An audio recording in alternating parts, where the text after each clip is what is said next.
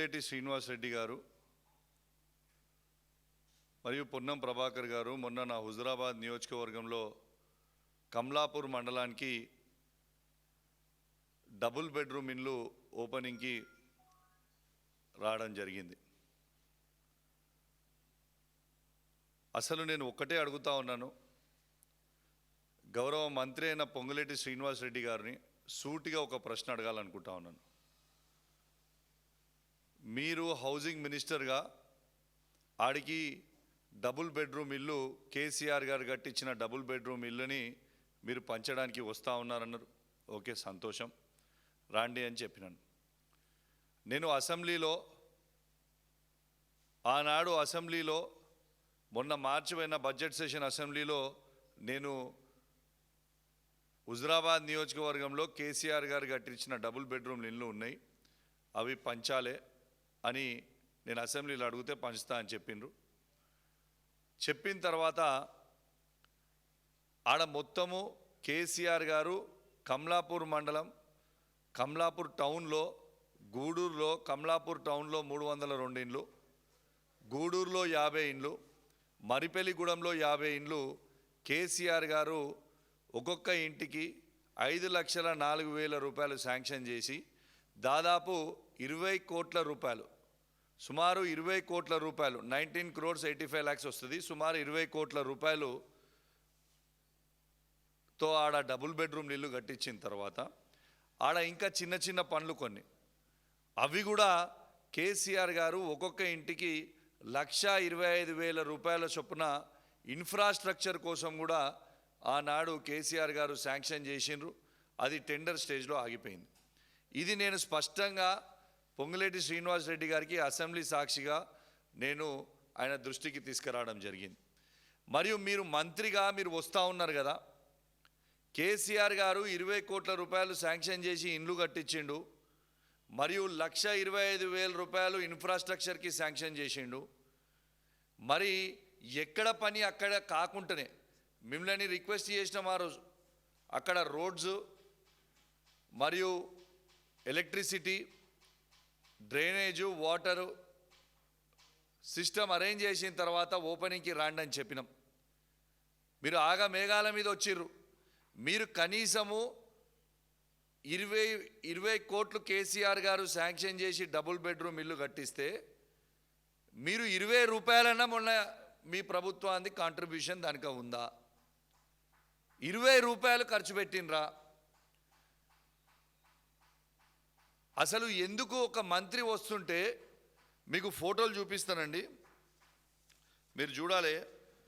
ఇలా పొంగులేటి శ్రీనివాసరెడ్డి గారు, ఇవ్వండి, ఇది గూడూరు విలేజ్ కేసీఆర్ గారు కట్టించిన డబుల్ బెడ్రూమ్లు. ఇక్కడ మీరు చూడొచ్చు, పోల్స్ కూడా వేసి పెట్టిండు ఆ రోజు కేసీఆర్ గారు. ఉట్టి కరెంట్ లైన్స్ అవన్నీ కూడా టెండర్ వేసినాయి, గుంజాల్సిన అవసరం ఉంది. మంత్రి గారు వచ్చే ఓపెనింగ్కి ఇట్లనే ఉంటుందా? దీన్ని ఇంట్లో లోపలికి వీళ్ళు పొమ్మనంటే ఆ బెనిఫిషరీస్ ఎట్లా పోతారని నేను అడుగుతా ఉన్నాను. ఇలా దీంతో పాటు లోపల ఉన్న సింక్స్ కట్టించినాయి, మీరు చూడొచ్చు.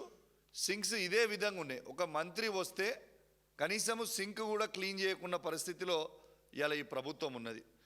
ఇలా లోపల ఎలక్ట్రిసిటీ మీరు చూడొచ్చు, లోపల ఎలక్ట్రిసిటీ కోసం కనీసం ప్లగ్ బోర్డులు కూడా పెట్టండి మీరు చూడొచ్చు. అదేవిధంగా ఇది కూడా చూడొచ్చు, పైన ఎంసీబీలు, తర్వాత కిటికీ, కనీసం అద్దాలు కూడా పెట్టకుండా ఇలా మంత్రి గారి చేతి మీద ఓపెనింగ్కి వస్తున్నారంటే ఇది ప్రభుత్వాన్ని ఎంత సిగ్గుచేటో ఒక్కసారి మీరు ఆలోచన చేయండి. ఇంకా ఆశ్చర్యం ఏంటంటే, ఇవ్వండి, ఇదేమో కమలాపూర్ టౌన్లో. ఎంత ఆశ్చర్యం అంటే, మంత్రి గారు వాడికి వచ్చి వాళ్ళేదో పెద్ద కాంట్రిబ్యూషన్ ఉన్నట్టు కేసీఆర్ గారు కట్టించిరని ఎందుకు చెప్తున్నాను, కేసీఆర్ గారు ఇచ్చిరని ఎందుకు చెప్తున్నాను అని నన్ను అడుగుతా ఉన్నాను. మరి అది కట్టించింది కేసీఆర్ గారే కదా. కేసీఆర్ గారే 20 కోట్ల రూపాయలు శాంక్షన్ చేసి ఆ డబుల్ బెడ్రూమ్ ఇల్లు కట్టించింది కేసీఆర్ గారే కదా. మీది కాంట్రిబ్యూషన్ 20 రూపాయలు కూడా లేదని నేను చెప్పిన కదా. ఇన్ని రోజులు ఈ రాష్ట్రంలో కేసీఆర్ గారు కట్టిన డబుల్ బెడ్రూమ్ ఇల్లు ఎక్కడున్నాయి అని అడిగినరు. ఆ డబుల్ బెడ్రూమ్ ఇల్లు ఇలా కేసీఆర్ గారు కట్టించిన మీ చేతుల మీద నుంచే ఓపెన్ చేపించిన కదా అని నేను అంటే తను జీర్ణించుకోలేని పరిస్థితికి వచ్చిండు. ఇది వాస్తవాలు కావా? ఆశ్చర్యంగా ఏంటంటే ఇంకోటి, మంత్రి గారు ఏం చెప్తారు, వారం రోజుల లోపల మీరు ఇళ్ళకి పోకపోతే మీకు ఇచ్చిన ప్రొసీడింగ్స్ క్యాన్సిల్ చేసి ఇంకొకరికి ఇస్తాము అని బెనిఫిషియర్స్కి చెప్తా ఉన్నారు. మరి నేను అడుగుతున్నా, అక్కడ రోడ్ లేనిది, డ్రైనేజ్ లేనిది, కరెంట్ లేనిది, వాటర్ లేనిది, ఈ ఇన్ఫ్రాస్ట్రక్చర్ లేనిది వాళ్ళు ఎట్లా పోయి లోపల ఉంటారని నేను అడుగుతా ఉన్నాను. దీనికి మంత్రి గారు సమాధానం చెప్పాలని నేను విజ్ఞప్తి చేస్తూ ఉన్నాను. మంత్రి గారు మీరు ఇంకా పెద్ద పెద్ద మాటలు మాట్లాడారు. మేము ఇందిరమ్మ ఇల్లు కట్టించినాం, మేము ఇందిరమ్మ ఇల్లు కట్టిస్తున్నాం అని పెద్ద పెద్ద డైలాగులు కొట్టిర్రు. పొంగులేటి శ్రీనివాస్ రెడ్డి గారు మీరు దీనికి జవాబు చెప్తారా? తెలంగాణ రాష్ట్రంలో ఇందిరమ్మ ఇల్లు కంప్లీట్ చేసి గృహప్రవేశం పోయిన వారికి ఏ ఒక్కరికి కూడా లాస్ట్ బిల్లు 1,60,000 రూపాయలు ఏ ఒక్క బెనిఫిషరీకి ఇప్పటిదాకా ఈ ప్రభుత్వం ఇయ్యలేదు. ఐఎమ్ ఆన్ రికార్డ్, నేను చెప్పేది వాస్తవం. ఇలా నేను అడుగుతా ఉన్నా, ఇలా నేను ఎగ్జాంపుల్ చెప్తా, నా హుజురాబాద్ నియోజకవర్గంలోనే చెప్తా మీకు. హుజురాబాద్ రూరల్లో 182 ఇండ్లు కంప్లీట్ అయ్యి గృహప్రవేశం చేసుకుర్రు. హుజురాబాద్ టౌన్లో 122 ఇండ్లు కంప్లీట్ చేసి గృహప్రవేశం చేసుకుర్రు. జమ్మికుంట రూరల్లో 97 ఇల్లు కంప్లీట్ చేసి గృహప్రవేశం చేసుకుర్రు. జమ్మికుంట టౌన్లో 107 ఇండ్లు గృహప్రవేశం చేసుకుర్రు. ఇల్లంతకుంటలో 63 ఇండ్లు కట్టిరు, గృహప్రవేశం చేసుకుర్రు. వీణవంకలో 143 మంది కట్టిరు, గృహప్రవేశం చేసుకుర్రు. కమలాపూర్లో 390 మంది కట్టిరు, గృహప్రవేశం చేసుకుర్రు. ఇవన్నీ కలిపితే 1104 ఇండ్లు వీళ్ళు కట్టి గృహప్రవేశం చేసుకున్నారు. మరి మీరు వీళ్ళందరికీ కూడా, ఈ బెనిఫిషరీస్కి నేను చెప్పిన వాళ్ళందరికీ మీరు లాస్ట్ బిల్ అయినా 1,60,000 రూపాయలు ఈ ప్రభుత్వం ఎందుకు ఇయ్యలేదు నా నియోజకవర్గంలో జవాబు చెప్పాలి. ఇది ఉట్టి నా నియోజకవర్గం కాదు, మొత్తము తెలంగాణ రాష్ట్రంలో మొత్తము పరిస్థితి ఇదే. మేము ఇందిరమ్మ ఇల్లు కట్టించినామని చాలా గొప్పగా చెప్పుకుంటున్నాం. మీరు ఇలా ఇందిరమ్మ ఇల్లు కట్టడానికే మేస్త్రి పైసలు, మేస్త్రి తీసుకునేది 3.5 లక్షల రూపాయలు తీసుకుంటా ఉన్నారు మేస్త్రీలు. అంటే మీరు ఇచ్చే 5 లక్షలలో 1,60,000 రూపాయలు మీరు ఇంక ఇవ్వకపోతే ఉల్టా కట్టుకున్న బెనిఫిషరీ ఆయన జేబుల నుంచే 10,000 కలుపుకొని మేస్త్రికి కట్టే పరిస్థితి. వాళ్ళు ఇచ్చే 5 లక్షలలో ఇప్పటిదాకా ఇచ్చిన బిల్లు 3,40,000 అయితే మేస్త్రి తీసుకుంటుందే 3,50,000. ఉల్టా 10,000 కలుపుకొని ఇలా ఆ బెనిఫిషరీ మేస్త్రి కట్టే పరిస్థితి ఉన్నారు. ఇది వాస్తవం కాదా? ఇలా ఒక్కొక్క ఇల్లు కట్టుకోవడానికి ఒక్కొక్కరికి మినిమం 10 to 11 lakhs అవుతుంది. 10 to 11 lakhs వాళ్ళు కడితే వీళ్ళు ఇచ్చేది మేస్త్రి పైసలు ఇచ్చి మేము చేసినాము అని చెప్తారు. ఏం చేసిరు మీరు? దీంతో పాటు ఇలా ఇందిరమ్మ ఇండ్లు నేను ఇచ్చింది కాదు, ఇది ఈ పిటిషన్ నిన్న వాసవి గారు ఈ పిటిషన్ గౌరవ మంత్రి గారికి ఇవ్వడానికి వస్తే మంత్రి గారు తీసుకోకుండా వెళ్ళిపోయారు. ఈ పిటిషన్ ఏంది? తనకి ఇందిరమ్మ ఇల్లు కమలాపూర్ టౌన్లో శాంక్షన్ అయింది, కానీ శాండ్ దొరుకుతలేదు, శాండ్ ఇవ్వట్లేదు. మీరు ఈ శాండ్ ప్రైవేట్గా కొనుక్కుంటే 9,000 నుంచి 10,000 రూపాయలు ట్రిప్ పడుతుంది. అఫీషియల్గా మీరు ఇస్తే కేవలం 1,500 రూపాయలకే ట్రిప్ వచ్చేది, 9,000 నుంచి 10,000 రూపాయలు పడుతుంది. నేను ఇల్లు కట్టుకొని స్లాబ్ వేసుకొని ఉన్నా, నాకు ఉసుకే దొరకట్లేదు, దయచేసి మంత్రి గారు మీరు చెప్పాలని ఆయన పిటిషన్ ఇచ్చింది. ఇది మీ ఇందిరమ్మ ఇల్లు మీద కట్టించే మీ చిత్రశుద్ధి. రజితాకి ఇందిరమ్మ ఇల్లు రజితాకి శాంక్షన్ అవుతుంది, వాళ్ళే ఇస్తారు కాపీ. ఇది కమలాపూర్ మండలంలో ఉప్పల్ గ్రామంలో వాళ్ళే శాంక్షన్ కాపీ ఇస్తారు, ఇందిరమ్మ ఇల్లు కట్టుకోవచ్చు అని ఇస్తారు.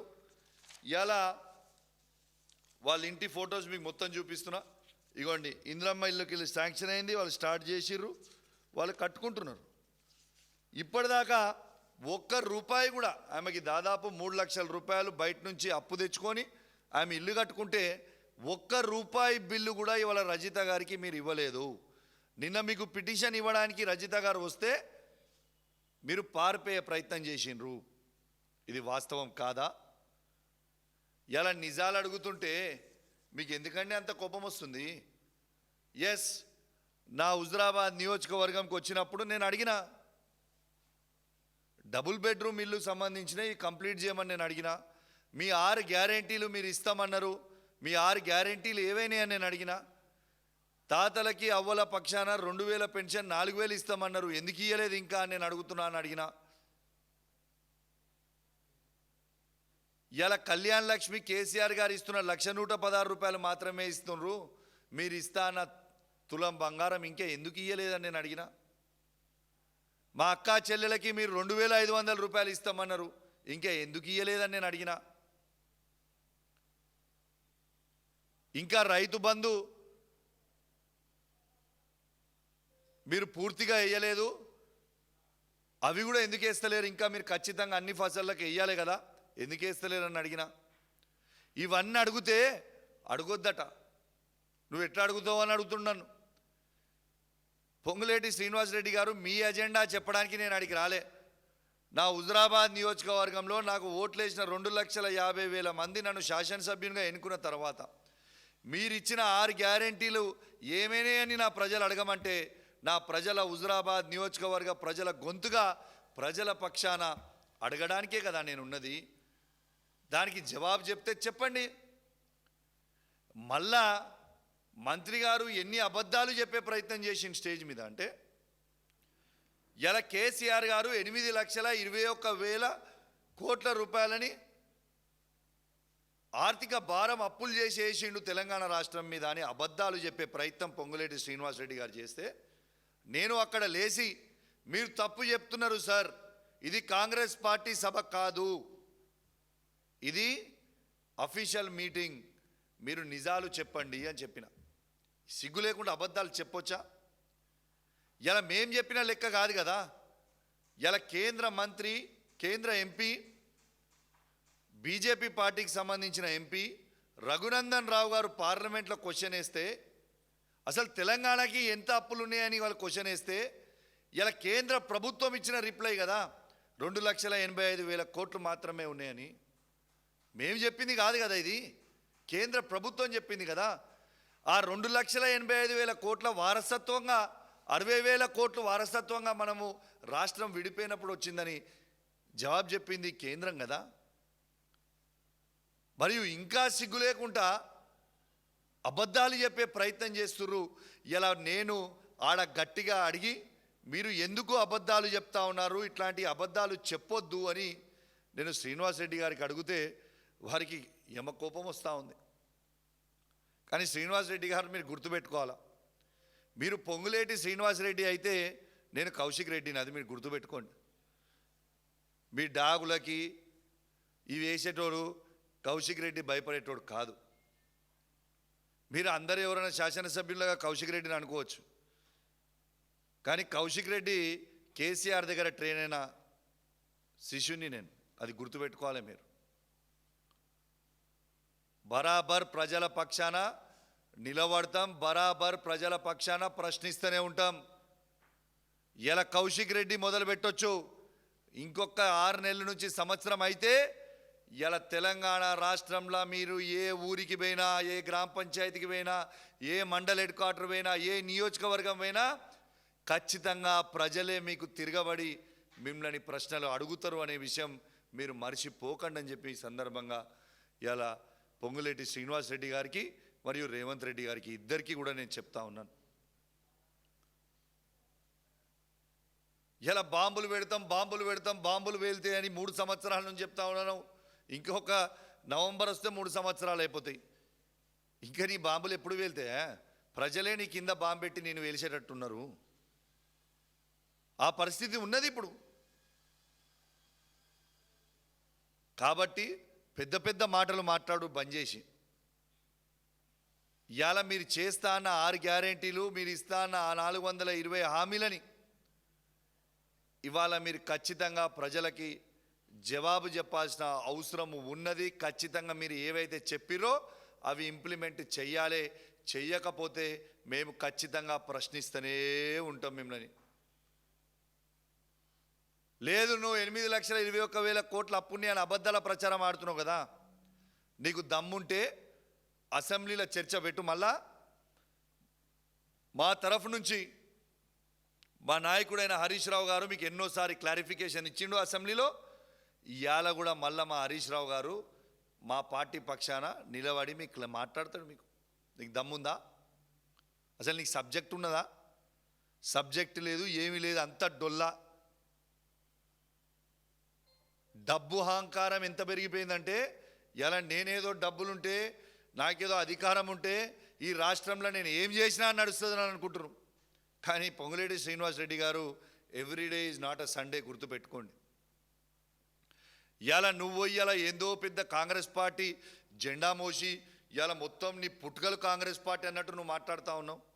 ఈ 10 సంవత్సరాలలో బీఆర్ఎస్ పార్టీల అన్ని కాంట్రాక్టులు తీసుకొని ఎంజాయ్ చేసింది నువ్వు కాదా పొంగులేటి శ్రీనివాసరెడ్డి గారు? ఇదే కేసీఆర్ గారి కేటీఆర్ గారి కాలు మొక్కింది నువ్వు కాదా పొంగులేటి శ్రీనివాసరెడ్డి గారు? ఇలా కేసీఆర్ గారి కేటీఆర్ గారి కాలు మొక్కింది నువ్వా కాదా?